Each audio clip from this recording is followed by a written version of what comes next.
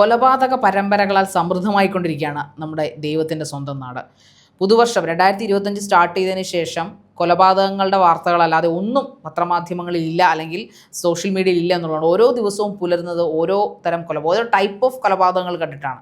അതിൻ്റെ കൂടെ പണ്ട് വർഷങ്ങൾക്ക് മുൻപ് കോളിളക്കമുണ്ടാക്കിയ ക്രൂര കൊലപാതകങ്ങളുടെ പേരിൽ ശിക്ഷ കിട്ടി ജീവപര്യന്തം 3-4 തവണ ജീവപര്യന്തം ശിക്ഷിക്കപ്പെട്ടവരൊക്കെയും ഇപ്പോൾ പുറത്തേക്ക് ഇറങ്ങിയിരിക്കുന്നു. അതും ജീവപര്യന്തം പൂർത്തിയാക്കുന്നതിന് മുമ്പ്, ശിക്ഷാ കാലാവധി പൂർത്തിയാകുന്നതിന് മുമ്പ് നല്ല നടപ്പൊക്കെ വിധിച്ച് പലരും സീരിയൽ കില്ലർ എന്ന് പറയാൻ പറ്റത്തില്ല, കൊടും കുറ്റവാളികളായിട്ടുള്ള ആൾക്കാരൊക്കെ ഇപ്പോൾ പുറത്തിറങ്ങിയിട്ടുണ്ട്.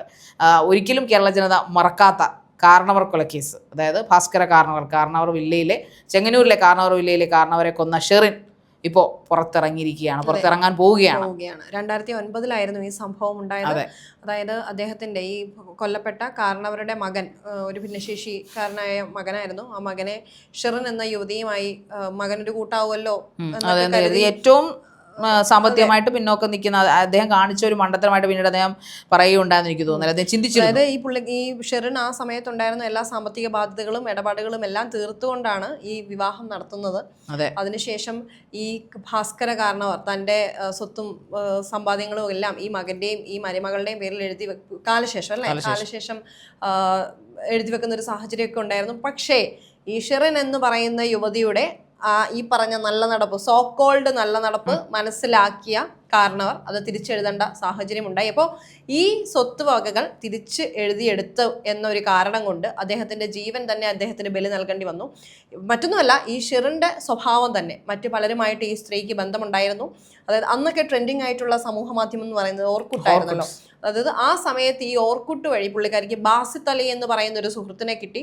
അങ്ങനെ ഇവരും ഈ സുഹൃത്ത് ബാസിത്ത് അലിയും കൂടെ ചേർന്ന് ഈ ഭാസ്കര കാരണവരെ കൊലപ്പെടുത്തുകയാണ്. അതെ, ശരിക്കും പറഞ്ഞാൽ സ്വത്താണ് ഇവിടെയും വിഷയം ആയിട്ട് വന്നിരിക്കുന്നത്. നമ്മളിതിനു മുമ്പുള്ള കേസുകൾ, അതായത് ഈ ഷെറിൻ കാർണവർ കൊലപാതകത്തിന് ശേഷം കേരളം പിന്നീട് കോളിളക്കം കേട്ട ഒരുപാട് കൊലപാതകങ്ങൾ നമ്മൾ കണ്ടിട്ടുണ്ട്.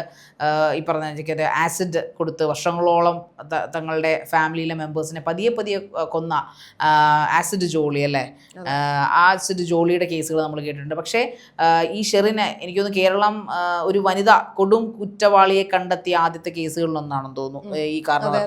2009 സമയം എന്ന് പറയുമ്പോൾ ആ സമയത്ത് ജോളി പണി നടത്തുന്നുണ്ട്, പക്ഷെ പുറത്തു വന്നിട്ടില്ല.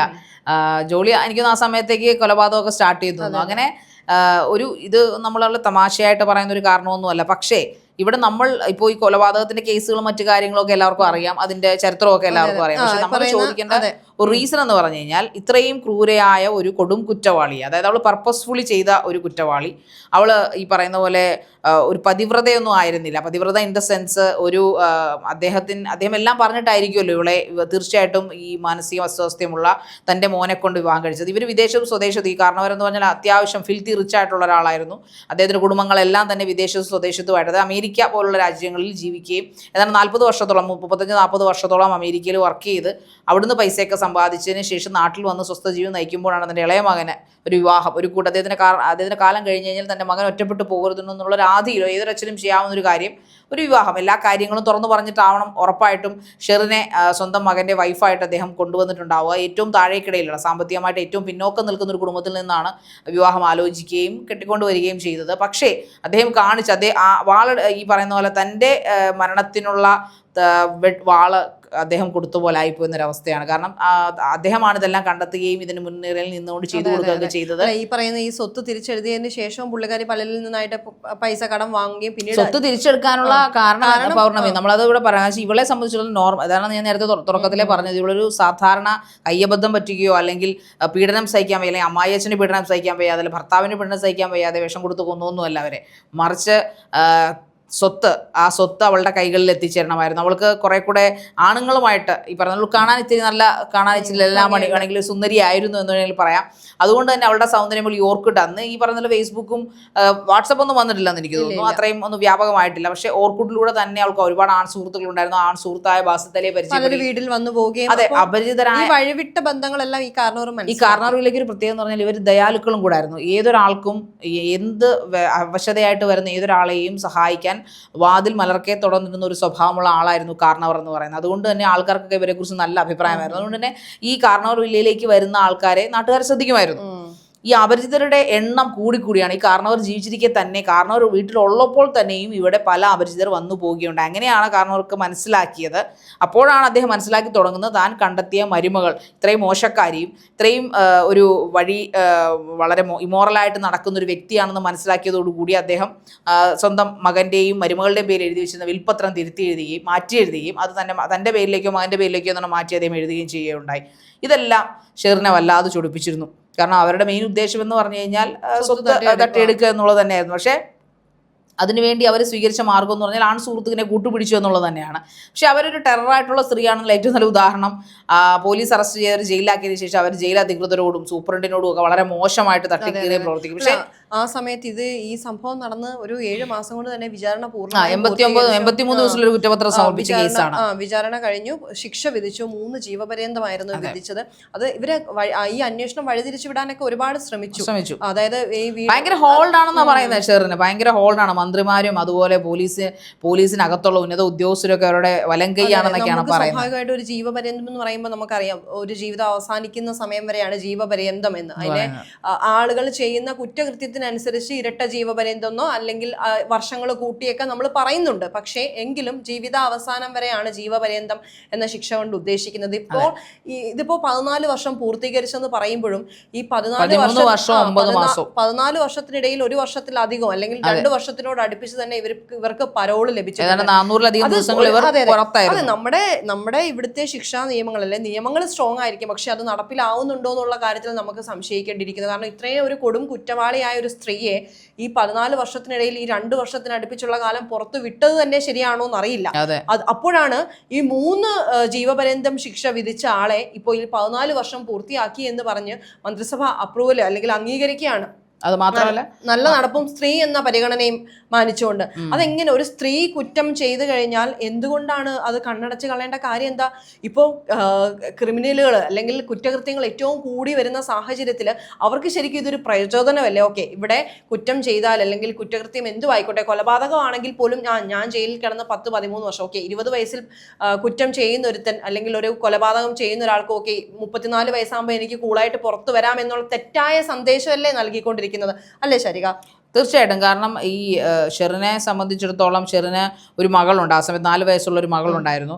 പക്ഷേ മകൾക്ക് ഇപ്പോൾ 18 വയസ്സായിട്ടുണ്ടാവണം ഇത്രയും വർഷങ്ങൾക്കിപ്പുറം. അവിടെയും ഷെറിന് ഒന്നും ചോദിക്കാനുള്ള അവകാശമില്ല. കാരണം ആ കുഞ്ഞുമകളെയും ഈ പറയുന്ന ഭർത്താവിനെയും ഇവരുടെ ബന്ധുക്കൾ തന്നെ അമേരിക്കയിൽ കൊണ്ടുവരാം, എല്ലാവരും അമേരിക്കയിലാണ്.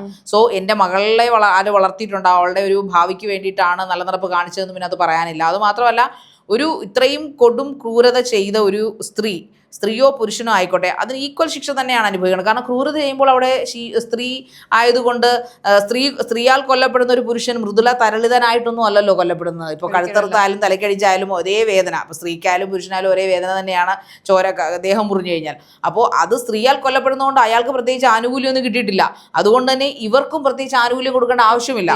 അതൊരു പ്രേരണയാണ്. എനിക്ക് തോന്നുന്നു ഈ ഷെറിൻ്റെയൊക്കെ ഒരു കൊലപാതകം ഈ ജോളിക്കായാലും ഇപ്പോൾ കൊലപാതകം ചെയ്തുകൊണ്ടിരിക്കുന്ന സ്ത്രീജന്മങ്ങൾക്കായാലും ഒരു പ്രേരണയായിട്ടുണ്ടെന്ന് തന്നെ വേണമെങ്കിൽ പറയാം. കാരണം അവർ പത്രങ്ങളിലൂടെ ഇത് അറിയുന്നതാ.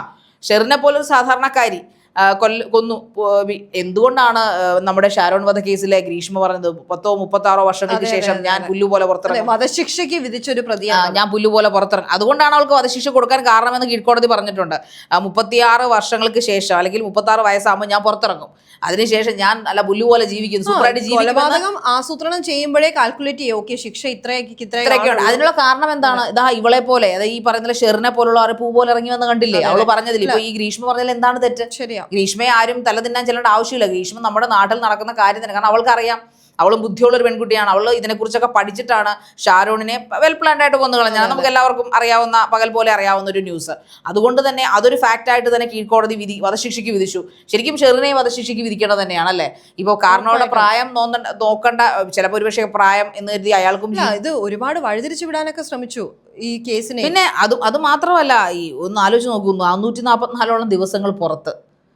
പരോള് ഇഷ്ടം പോലെ, അതായത് വാരി കൊടുക്കുമായിരുന്നെന്നാ പറഞ്ഞ പരോള്. അങ്ങനെയൊക്കെ ഒരു പ്രതിക്ക് കിട്ടുമോ? അവർക്ക് എന്താണ് ഇത്ര പ്രത്യേകത? ഇവരുടെ സൗന്ദര്യം കൊണ്ട് ഇവരൊക്കെ മയക്കി. അങ്ങനെയുള്ള വിമർശനങ്ങൾ ഒരുപാട് നേരിടുന്നുണ്ട്. അതായത് പരോളിനിറങ്ങുന്ന ഷെറിനെ വിളിച്ചുകൊണ്ട് പോകാൻ രാഷ്ട്രീയ പ്രമുഖരാണ് അല്ലെങ്കിൽ ഏതോ ഒരു പ്രമുഖനാണ് എത്തിക്കൊണ്ടിരുന്നത്. അപ്പൊ ആ രീതിയിലുള്ള ഹോൾഡുകളെല്ലാം ഉണ്ട്. അത് ആ ഒരു പരിഗണന ജയിലിനുള്ളിലും ഇവർക്ക് ലഭിച്ചിട്ടുണ്ട്. അത് മാത്രമല്ല, ഇവരെ ജയില് മാറ്റുന്ന സാഹചര്യമൊക്കെ ഉണ്ടായിരുന്നു പലതവണ. അട്ടക്കുളങ്ങര ജയിലിൽ നിന്ന് വിയൂർ ജയിലിലേക്ക്, പിന്നീട് ഇപ്പോൾ നിലവിൽ കണ്ണൂർ വനിതാ ജയിലിലാണെന്നാണ് അറിയാൻ സാധിച്ചത്. അപ്പോൾ ഇവർക്ക് വെയിൽ കൊള്ളാതിരിക്കാൻ കൊട ജയിലിലെ ഭയങ്കര പ്രശ്നമായിരുന്നു അത്. അപ്പൊ അത്തരത്തിലുള്ള വിവാദങ്ങളെല്ലാം ഇപ്പോൾ നിലനിൽക്കുകയാണ്. പക്ഷെ ഈ വാർത്ത അറിയുന്ന ഏതൊരാളും ചോദിക്കുന്നത് ഷെറിനെ ഇപ്പോൾ പുറത്ത് ഇറക്കേണ്ടത് കാര്യമുണ്ടോ? അതാണോ ഇവിടുത്തെ വലിയ പ്രശ്നം? ആ ജയിൽ, അങ്ങനെയുള്ള ജയിൽ, നമ്മുടെ കേരള ജയിലിൽ തന്നെ എത്രയോ അമ്മമാര്, എത്രയോ സ്ത്രീകൾ നിവർത്തിക്കേട് കൊണ്ട്, അതായത് തന്നെ കൊല്ലാൻ വന്നവനെ, തൻ്റെ മകളെ കൊന്നവനെ, തൻ്റെ മകളെ റേപ്പ് ചെയ്തവരെയൊക്കെ ചിലപ്പോൾ കൊന്നു കളഞ്ഞിട്ട് കിടക്കുക. അങ്ങനെയുള്ള ശിക്ഷകൾ അനുഭവിക്കുന്ന എത്രയോ സ്ത്രീകൾ കയ്യബദ്ധം കൊണ്ട് അല്ലെങ്കിൽ ഒരറ്റത്തെ മനസാന്നിധ്യ കേടുകൊണ്ട് മാത്രം അബദ്ധം പറ്റിപ്പോയ, സീരിയസ്ലി അങ്ങനെ അബദ്ധം സംഭവിക്കുന്ന കൊലപാതകങ്ങൾ എത്രയോ ഉണ്ട്. മനഃപൂർവ്വം അല്ലാതെ ചെയ്തു പോകുന്നത് വെച്ചാൽ കൊല്ലുമ്പോൾ മനഃപൂർവ്വമാണ്, പക്ഷെ ആ ഒരു മൊമെന്റിൽ ആ ഒരു ഇമോഷനിൽ ചെയ്തു പോയ എത്രയോ സ്ത്രീകൾ ശിക്ഷ കാത്ത് നമ്മുടെ ജയിലുകളിൽ കഴിയുന്നു. അവരെ ഒന്നും പരിഗണിക്കാതെ വെൽ പ്ലാൻഡ് ആയിട്ട് പൈസയ്ക്ക് വേണ്ടി മാത്രം തനിക്കൊരു ജീവിതവും തൻ്റെ കുടുംബത്തെ വരെ രക്ഷ കയറ്റിയ ഒരു മനുഷ്യനെ അതിക്രൂരമായി കൊന്നുകളഞ്ഞ വളരെ കണ്ണിങ് ആയിട്ടുള്ളൊരു വ്യക്തി. അത് ഇപ്പോൾ കൗൺസിലിങ്ങിന് വിധേയമാക്കിയാലും അവൾ കണ്ണിങ് ആണെന്ന് അറിയാം. ഇന്നൊക്കെ സയന്റിഫിക് ആയിട്ടുള്ള തെറാപ്പിയും കാര്യങ്ങളും കൗൺസിലിംഗ് ഒക്കെ ലൂടെയാണ് മനസ്സിലാക്കുന്നത്. സൈക്കോ എന്ന് പറയുന്നത് നമ്മൾ ഒരു കുറച്ച് കാലങ്ങളായിട്ടുള്ള ഒരു വേർഡാണ് സൈക്കോ എന്ന്, സൈക്കോ കില്ലർ. ഇപ്പോൾ ഈ കഴിഞ്ഞ ദിവസം ചെന്താമര, അയാളും സൈക്കോ ആണെന്ന് പറയപ്പെടുന്നു. സോ ഇങ്ങനെയുള്ള ആൾക്കാരുടെ കൂട്ടത്തിൽ തീർച്ചയായിട്ടും ഷെറിനും ജോളിയൊക്കെ പെടും.